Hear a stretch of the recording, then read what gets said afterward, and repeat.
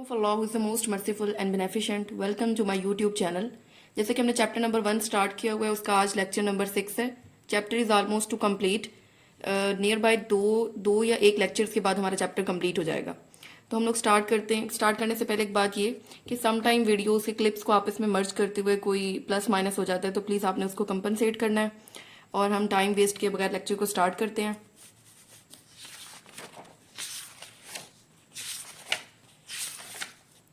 Last video के अंदर हमने स्मॉल इंटेस्टाइन को देखा था, स्मॉल इंटेस्टाइन के स्ट्रक्चर को डील किया था, उसके पोर्शंस रीड किए थे, फिर एसेसरी ऑर्गन्स का रोल देखा था, फिर हम लोगों ने पेनक्रियाटिक जूस की कंपोजिशन देखी थी, और हमने एक बात देखी थी कि जो हमारा फूड है वो हमारे स्टमक से स्मॉल इंटेस्टाइन के अंदर आता है और स्मॉल इंटेस्टाइन से लार्ज इंटेस्टाइन के अंदर आता है. और लार्ज इंटेस्टाइन में किस तरह आता है? पेरिस्टालसिस होती है, मतलब कि एक स्मूथ मसल्स होते हैं हमारी वॉल्स के अंदर जिसकी स्ट्रॉन्ग. इस बॉक्स को आपने बिल्कुल भी स्किप नहीं करना. ये सिंपल बातें लिखी हुई है कि ओरल कैविटी के अंदर जब हमारी फूड जाती है तो जो स्लाइवा है वो अमाइलेज को सिक्रीट करता है, और अमाइलेज जो है वो हमारे स्टार्च को माल्टोज के अंदर कन्वर्ट कर देता है. स्टार्च जो है वो एक पॉलीसेक्राइड है और जो माल्टोज है वो एक डाइसेक्राइड है. ठीक है. फिर उसके बाद जब हमारा फूड स्टमक के अंदर जाता है तो स्टमक के अंदर जो पेप्सिन होता है वो प्रोटीन को पेप्टाइड्स में कन्वर्ट कर देता है. फिर उसके बाद पेरिस्टालसिस होती है और स्टमक से पाइलोरिक स्फिंक्टर के थ्रू फूड जो है वो स्मॉल इंटेस्टाइन के अंदर आ जाती है, और इसके अंदर जो इंजाइम है वो होते हैं pancreatic amylase, trypsin, chymotrypsin, peptidases, lipase, ये सारे इंजाइम. और नेक्स्ट पेज पे कुछ इंजाइम्स को मेंशन किया हुआ है: न्यूक्लेजेस, माल्टेज, सक्रेज, लैक्टेज एंड डाइपेप्टिडेज. ठीक है. उसके बाद अमाइलेज जो है वो स्टार्च को माल्टोज में कन्वर्ट कर रही है, ट्रिप्सिन प्रोटीन को पेप्टाइडेज में, काइमोट्रिप्सिन प्रोटीन को पेप्टाइड्स के अंदर, पेप्टाइडेज जो होते हैं पेप्टाइड्स को अमाइनो एसिड एंड पेप्टाइड के अंदर कन्वर्ट करती है, लाइपेजिस फैट को फैटी एसिड एंड ग्लाइसरोल के अंदर. नेक्स्ट पेज पर आ जाएं. यहाँ पर भी कुछ हमारे स्मॉल इंटेस्टाइन के इंजाइम्स मेंशन है. न्यूक्लेजिस जो न्यूक्लिक एसिड को न्यूक्लियोटाइड्स में कन्वर्ट कर देता है. ठीक है. ये हमेशा जो है ना ये हमारे कॉम्प्लेक्स मॉलिक्यूल है. ठीक है. और ये जिसमें कन्वर्ट करता है ये हमारे सिंपल मॉलिक्यूल्स है, मतलब छोटे छोटे पीसेस में कन्वर्ट करता है. माल्टेज माल्टोज को ग्लूकोज के अंदर कन्वर्ट करता है. सक्रेज जो है वो सक्रोज को ग्लूकोज एंड फ्रक्टोज में कन्वर्ट करता है. लैक्टेज लैक्टोज को ग्लूकोज एंड गैलेक्टोज में कन्वर्ट करता है. डाइपेप्टाइडेजेस डाइपेप्टाइड को अमाइनो एसिड के अंदर कन्वर्ट करता है. ठीक है. लास्ट वीडियो के अंदर ये तो सिर्फ हमें इंजाइम बताए हुए थे कि जो फूड के मॉलिक्यूल्स हैं वो हमारी ओरल कैविटी के अंदर आते हैं तो कौन सी इंजाइम उस पर इफेक्ट करते हैं और वो डाइजेशन के अंदर क्या रोल प्ले करते हैं. फिर जब हमारा फूड जो है वो स्टमक के अंदर आता है तो वो किस तरीके से स्मॉल पीसेस के अंदर कन्वर्ट होता है. फिर उसके बाद जब हमारी स्मॉल इंटेस्टाइन के अंदर आता है तो फूड उसके ऊपर फूड के मॉलिक्यूल्स के ऊपर इंजाइम कैसे एक्ट करते हैं और उसके पीसेस को कितने कौन कौन से पीसेस के अंदर कन्वर्ट करते हैं. अब जो ये जो नेक्स्ट पैराग्राफ है इसमें लार्ज इंटेस्टाइन के बारे में लिखा हुआ है. ठीक है. हमने पढ़ा था कि हमारे स्मॉल इंटेस्टाइन के अंदर जो है कंप्लीट डाइजेशन हो जाती है. ठीक है. After the absorption of digested food material and some water the undigested material and water move to the large intestine by peristalsis. Peristalsis क्या थी पहले इसको देखते हैं. रिवाइंड करते हैं कि जो स्मूथ मसल की कॉन्ट्रैक्शन थी उसकी वजह से जो फूड के मॉलिक्यूल्स थे वो फॉरवर्ड मूव कर रहे थे. ठीक है. जब एब्जॉर्प्शन कंप्लीट होगी डाइजेस्टेड फूड मटेरियल की, अभी भी उसके अंदर स्टिल इतना वाटर है, मतलब मैक्सिमम इसकी एब्जॉर्प्शन हो चुकी है लेकिन अभी भी उसके अंदर वाटर की कंसंट्रेशन प्रेजेंट है. ठीक है. जो अनडाइजेस्टेड मटेरियल होगा और जो वाटर के मॉलिक्यूल्स होंगे जो हमारी फूड के अंदर अभी भी स्टिल प्रेजेंट होंगे वो लार्ज इंटेस्टाइन के अंदर चले जाएंगे by peristalsis. Large intestine has 3 parts. Large intestine के आगे पोर्शंस के बारे में बताया हुआ है कि फर्स्ट पोर्शन जो है वो हमारा सीकम है, सेकंड पोर्शन हमारा कॉलन है और थर्ड पोर्शन हमारा रेक्टम है. ठीक है. सीकम जो है वो हमारा सबसे फर्स्ट पोर्शन होता है. ये वो पॉइंट होता है, ये वो पोर्शन होता है जहां पर हमारी स्मॉल इंटेस्टाइन लार्ज इंटेस्टाइन के साथ मिल रही होती है. ठीक है.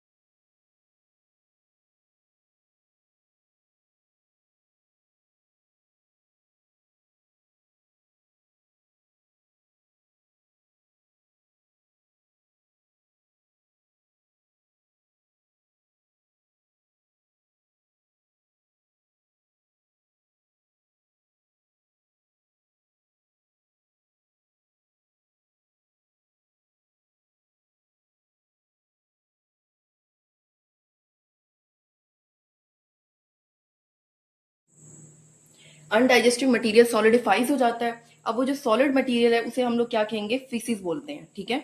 अब आगे फीसिस के बारे में बताया हुआ है, the faeces contain the undigested material. Obviously undigested material, large number of bacteria, ये फीसिस की कंपोजिशन बताई हुई है कि पहली चीज उसमें अनडाइजेस्टेड मटेरियल, दूसरी चीज लार्ज नंबर ऑफ बैक्टीरिया, तीसरी एलिमेंट्री केनाल के सेल्स जो ब्रेक डाउन हो जाते हैं, ठीक है, broken cells of alimentary canal, bile pigments, ठीक है, बाइल पिगमेंट्स होते हैं उसके अंदर, और वाटर होता है।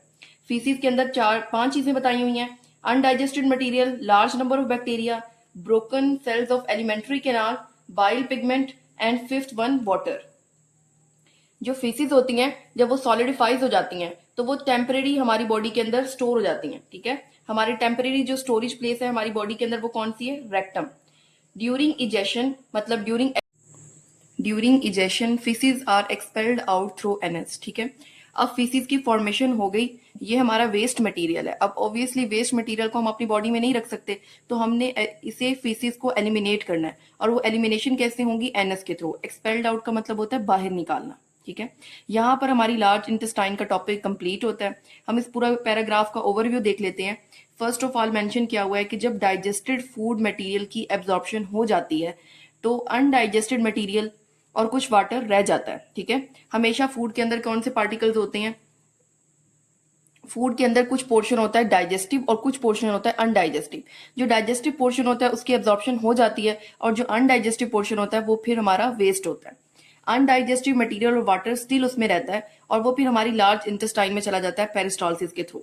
अब आगे उन्होंने पोर्शन बताए हुए हैं, यहाँ पे हेडिंग दे दें, parts of large intestine, parts of large intestine, L for large, I for intestine, caecum, colon and rectum. Caecum first portion पढ़ा है हम लोगों ने, कॉलन को, और थर्ड पोर्शन रेक्टम। सीकम के बारे में सिर्फ एक लाइन मेंशन है कि एक ये पाउच होता है जो जंक्शन प्रोवाइड करता है स्मॉल इंटेस्टाइन को और हमारी लार्ज इंटेस्टाइन को ज्वाइंट करता है, ठीक है। ये वो पॉइंट है जहां पर हमारे दोनों पोर्शन एक दूसरे के साथ ज्वाइन होते हैं। फिर उसके बाद हमारा सेकंड है कॉलन, ठीक है। कॉलन के आगे तीन फर्दर पोर्शन थे, ascending colon, transverse colon and descending colon, ठीक है। फिर उसके बाद रेक्टम के बारे में बताया हुआ है, रेक्टम हमारा थर्ड पोर्शन है। फिर उसके बाद है लार्ज इंटेस्टाइन का फंक्शन क्या होता है। जो मैक्सिमम वाटर की एब्जॉर्प्शन होती है वो हमारी लार्ज इंटेस्टाइन के अंदर होती है।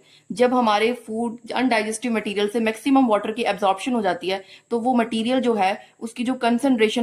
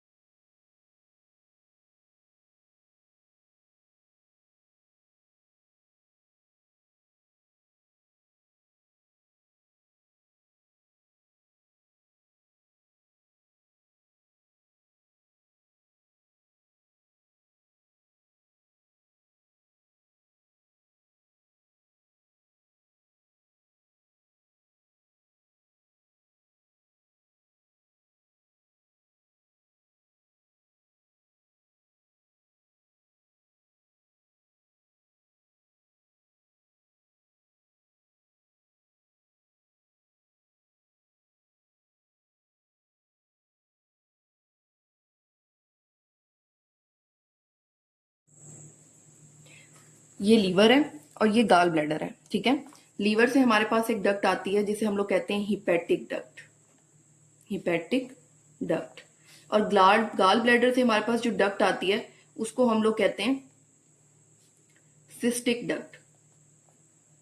जब ये दोनों डक्ट्स मिल जाती हैं तो इसे हम कहते हैं common bile duct. Is it clear? तो उसका क्या मतलब हुआ कि जब हमारी hepatic duct plus cystic duct मिलती है तो वो बनाती है कॉमन बाइल डक्ट। अब ये कॉमन बाइल डक्ट जो है वो आगे हमारी ड्यूडेनम के पास जाएगी, ड्यूडेनम के पास जाएगी और क्या लेके जाएगी? बाइल को लेके जाएगी।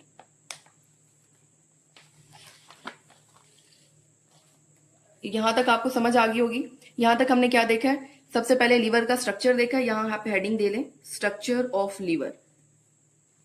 लीवर का जो स्ट्रक्चर है ये हमारे right side of the stomach के ऊपर प्रेजेंट है और ये एक लार्ज ऑर्गन होता है। अडल्ट ह्यूमन के अंदर इसका जो वेट होता है वो 1.5 kg होता है। फिर उसके जो वेंट्रल साइड होती है, लीवर की जो वेंट्रल साइड होती है, वहां पर एक सैक लाइक ऑर्गन होता है जिसे हम लोग गाल ब्लैडर कहते हैं। और लीवर की सिक्रीशन क्या होती है? लीवर बाइल को सिक्रीट करता है जो कि टेम्परेरी स्टोर होता है हमारे गाल ब्लैडर के अंदर, ठीक है। उसके बाद कॉमन बाइल डक्ट को हमने डिटेल से पढ़ ही लिया है। तो कॉमन बाइल डक्ट जो होती है वो बाइल को कैरी करती है कहाँ से? गाल ब्लैडर से, और उसे कहाँ पर लेके जाती है? ड्यूडिनम के पास लेके जाती है। अब आगे बाइल की कंपोजिशन लिखी हुई है जो कि हम पहले भी पढ़ के आ चुके हैं स्मॉल इंटेस्टाइन के अंदर।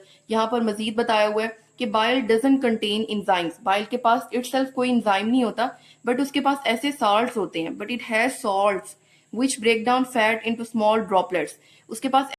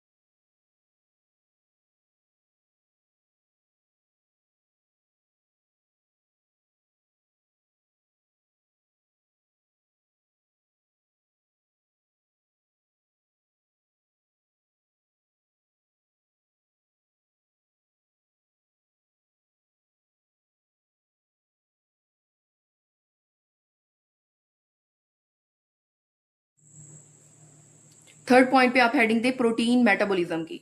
ठीक है, हमें पता है कि जब प्रोटीन की मेटाबॉलिज्म होती है, प्रोटीन की ब्रेकडाउन होती है, तो हमारे पास अमाइनो एसिड की प्रोडक्शन हो जाती है। इन दिस प्रोसेस हार्मफुल, जब अमाइनो एसिड की प्रोडक्शन होती है तो हमारे पास एक प्रोडक्ट बनता है अमोनिया। अमोनिया जो होता है वो हाईली टॉक्सिक होता है। ठीक है, प्रोटीन के मेटाबॉलिज्म से अमाइनो एसिड बनते हैं और इस तरह हार्मफुल अमोनिया प्रोड्यूस हो जाता है। हार्मफुल अमोनिया मतलब अमोनिया जो है हमारे लिए बहुत ज्यादा टॉक्सिक होता है। तो लीवर क्या करता है, उस टॉक्सिक अमोनिया को लेस टॉक्सिक यूरिया में कन्वर्ट कर देता है, और जो यूरिया है वो हमारी एलिमिनेट हो जाता है हमारे यूरिन के थ्रू। तो ये सारा एक ही पॉइंट है। थर्ड पॉइंट पे प्रोटीन मेटाबॉलिज्म की हेडिंग दे, उसमें आपको पता होना चाहिए कि जब प्रोटीन की ब्रेकडाउन होती है तो अमाइनो एसिड प्रोड्यूस होते हैं और साथ साथ अमोनिया की प्रोडक्शन होती है, और अमोनिया जो होता है वो हाईली टॉक्सिक होता है। अब टॉक्सिक चीज को हम लेस टॉक्सिक चीज में कन्वर्ट कर देंगे। ठीक है, एक चीज तो बहुत ज्यादा टॉक्सिक है, अब उनसे क्या करेंगे, अब उसे कम टॉक्सिक चीज में कन्वर्ट कर देंगे। तो अमोनिया हाईली टॉक्सिक होता है, उसे लेस टॉक्सिक चीज में कन्वर्ट करेंगे यूरिया के अंदर। इसको देख लेते हैं हम एक दफा।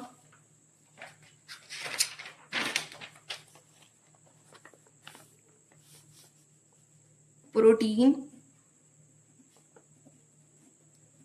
मेटाबॉलिज्म से हमारे पास प्रोड्यूस होते हैं अमाइनो एसिड, और अमाइनो एसिड के साथ साथ जो है वो अमोनिया प्रोड्यूस होता है। अमोनिया जो है वो बहुत ज्यादा टॉक्सिक होता है। अब टॉक्सिक चीज को हम लेस टॉक्सिक में कन्वर्ट कर देंगे। लेस टॉक्सिक क्या होता है, यूरिया। अब यूरिया जो है वो हमारे हमें कम नुकसान देता है एज कम्पेयर टू अमोनिया के। तो यूरिया जो है वो एलिमिनेट हो जाएगा हमारी यूरिन के थ्रू। उसके बाद हमारे पास फोर्थ पॉइंट है, ये टॉक्सिक सब्सटेंसेस को ब्रेक डाउन कर देता है। Alcohol, like alcohol toxic substances होते हैं, उसको लेस टॉक्सिक में कन्वर्ट कर देगा, डिटॉक्सिफिकेशन करवा देगा। ठीक है,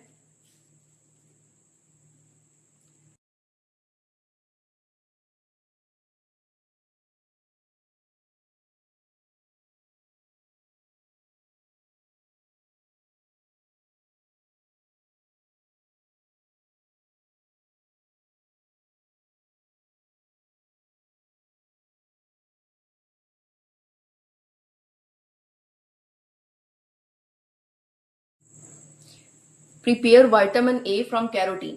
कैरोटीन से विटामिन ए की प्रोडक्शन करवाता है, मतलब जो भी हम फ्रेश फ्रूट और वेजिटेबल्स वगैरह लेते हैं तो उसके अंदर कैरोटीन प्रेजेंट होता है। उस कैरोटीन से विटामिन ए को प्रिपेयर करता है, और कौन प्रिपेयर करवाता है, लीवर प्रिपेयर करवाता है। फिर उसके बाद यहाँ पर हेडिंग दे लें विटामिन ए प्रेपरेशन।